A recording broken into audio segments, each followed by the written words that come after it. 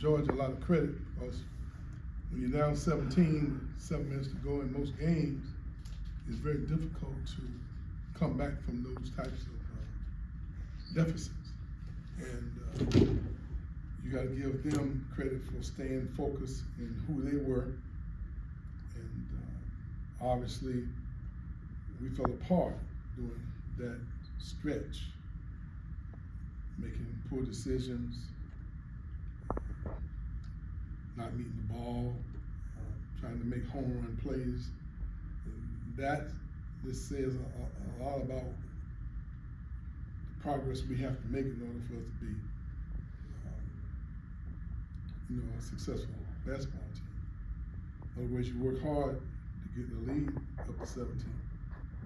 7 minutes to go. Normally, you are able to close those out, and we showed our lack of cohesiveness during that stretch. We made decisions that we not have been accustomed to making, and we've taken a lot of pride over the years of being a team that been able to win a lot of close games. I think we hold some kind of record with winning close games, but today we have to give them credit because they drove to the basket, made layups, and kicked in and made some threes. Whereas during that period when we were up, it looked like we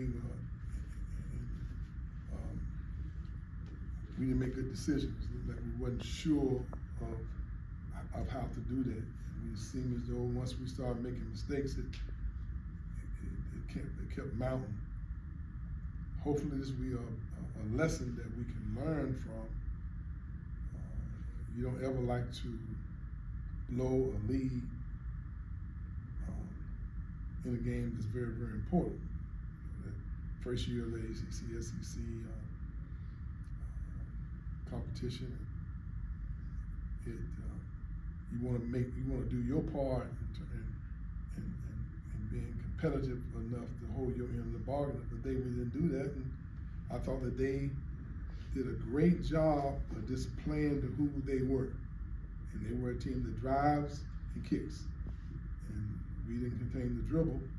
And then we also gave up some buckets there at the end. We had some equal opportunities under the basket, and we didn't finish our plays, and they finished theirs, and their lives are very disappointing loss. Defensively, how do you fix the issue of teams being able to drive so effectively to the rim against guys? Well, it's obvious that we've always been accustomed to having good rim protection. That's not one of my strong suits right now. So we have to do a better job of containing the dribble with the dribbling. We've always had someone to alter or deter and possibly even block shots in the lane, and that's not who we are, this edition of our team. It's the first time Gaines has played, and he's a tremendous rim protector. But now he hasn't played since last September. So now we got to get him back into the groove.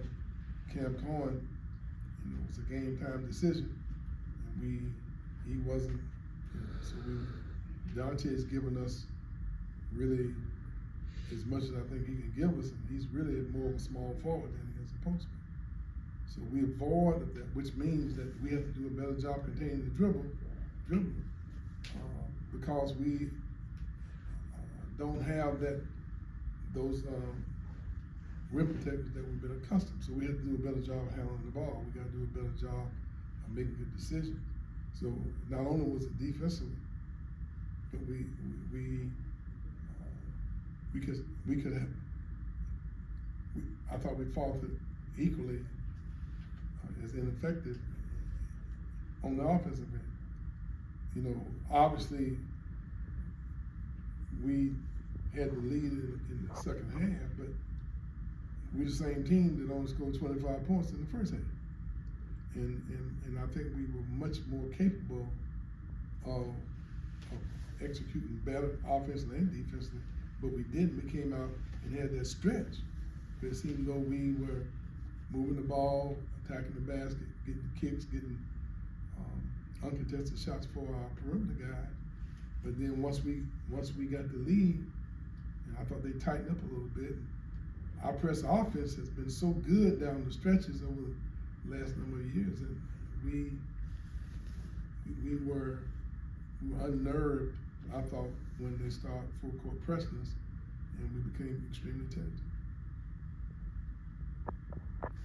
In situations like that, when you need somebody to step up and make a play, get to the line, and knock down free throws, is that something that these experiences lead somebody to step up in that role, or how do you get that? There's no doubt about that. You know, we need somebody to take control during those periods, and you just have to go make plays. I mean, you make plays on the court, and you guys have been around here long enough to know y'all seen that happen time and time again. You know, you get two guys in foul trouble, and two guys trying to come off injuries, and guys a little unsure of themselves, and there lies a very disappointing loss. Now, the main thing for us, we just gotta learn from this. We can have a pity party all we want to, and we got about 25 more games to play, and you're capable of winning them, and you're capable of losing them, and so we have to grow from this and mature from it, and hopefully gather the information to help us mature and not allow this to happen to us again. We got a tough road to go. I mean, we're still trying to find ourselves. I mean, I told you guys over and over that I'm still not comfortable with where we are. I'm still trying to figure out how to utilize my rotation.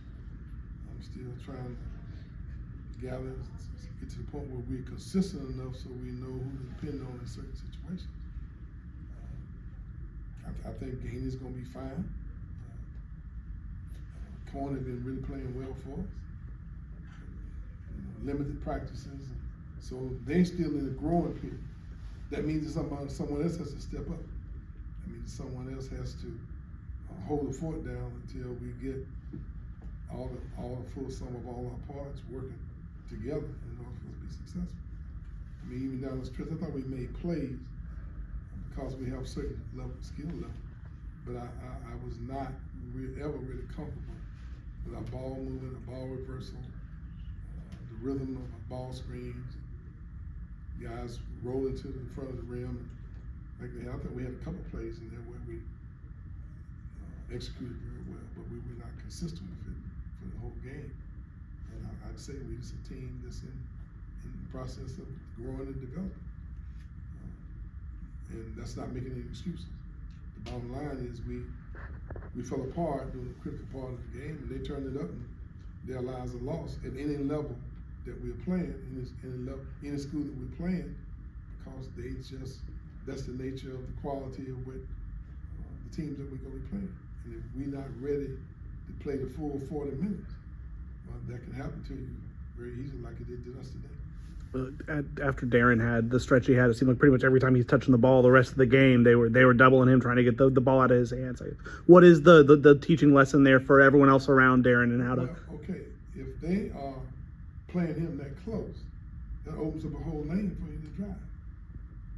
And so, if they're going to play our perimeter shooters that tight, and we not have those opportunities, then there are other parts of the game that are available. Obviously, we're not the team that can throw it to the paint like we have been. So now we have to score other ways by attacking off the dribble, getting to the foul line, drawing foul, and finishing at the rim, or causing people to help, and then you get your kicks. But we were inconsistent with it. That has not been one of our strengths. Hopefully, it can start being one of our strengths here, making those kind of good decisions, games on the line.